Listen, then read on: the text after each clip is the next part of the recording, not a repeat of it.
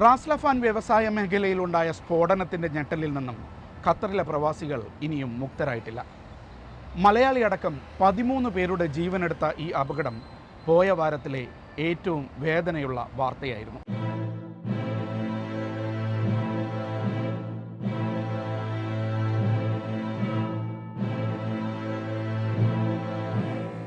ഖത്തറിലെ വ്യവസായ നഗരമായ റാസ് ലഫാനിലെ ബർസാൻ ഗ്യാസ് ഫാക്ടറിയിലുണ്ടായ സ്ഫോടനം സമീപകാലത്ത് രാജ്യത്തെ ഊർജ്ജ മേഖലയിലുണ്ടായ ഏറ്റവും വലിയ ദുരന്തങ്ങളിൽ ഒന്നാണ്. ജൂൺ 21 ഞായറാഴ്ച 10:30 രാജ്യത്തെ നടുക്കിയ സ്ഫോടനം. ഏകദേശം 40 കിലോമീറ്റർ വരെ ചുറ്റളവിൽ സ്ഫോടനത്തിന്റെ പ്രകമ്പനമുണ്ടായി.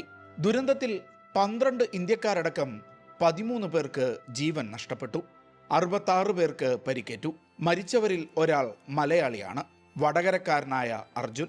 സ്ഫോടനം നടന്നതിന്റെ തൊട്ടടുത്ത ദിവസം ദോഹയിൽ നടത്തിയ വാർത്താ സമ്മേളനത്തിൽ ഖത്തർ ഊർജ്ജ സഹമന്ത്രി സഅദ് ഷരീദ അൽ കഅബിയാണ് ദുരന്തത്തിന്റെ വിവരങ്ങൾ പങ്കുവച്ചത്. إن هذا المصنع كان قد أوقف عن التشغيل منذ شهر ديسمبر 2025 لإجراء إصلاحات ضرورية وكان أول تشغيل له منذ يومين فقط. പശ്ചിമേഷ്യൻ സംഘർഷത്തിന്റെ അലയൊലികൾ അടങ്ങും മുമ്പേ ഉണ്ടായ സ്ഫോടനം ഖത്തറിൽ വലിയ ഞെട്ടലാണ് ഉണ്ടാക്കിയത്. യുദ്ധവേളയിൽ ഇറാൻ നേരത്തെ 2 തവണ റാസ് ലഫാനെ ലക്ഷ്യം വെച്ചതുകൊണ്ട് തന്നെ ആശങ്കയ്ക്ക് അടിസ്ഥാനവും ഉണ്ടായിരുന്നു.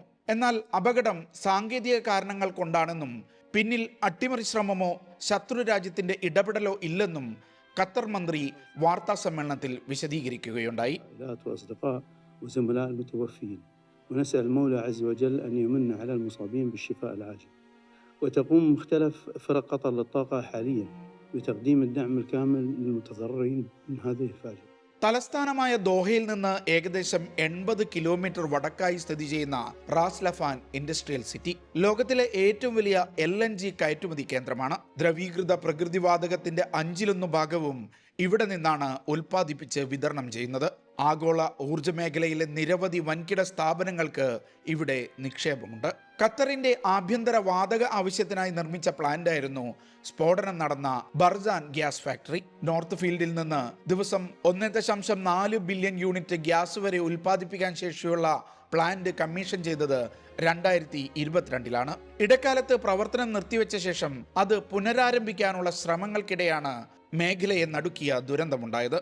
ദുരന്തത്തിന് പിന്നാലെ ഖത്തർ ഭരണകൂടം നടത്തിയ അതിവേഗ രക്ഷാദൗത്യം സമാശ്വാസ നീക്കങ്ങൾക്ക് വേഗം പകർന്നു. ഖത്തർ അമീർ Sheikh Tamim bin Hamad Al താനി ഇന്ത്യൻ പ്രധാനമന്ത്രി നരേന്ദ്രമോദിയെ വിളിച്ചു.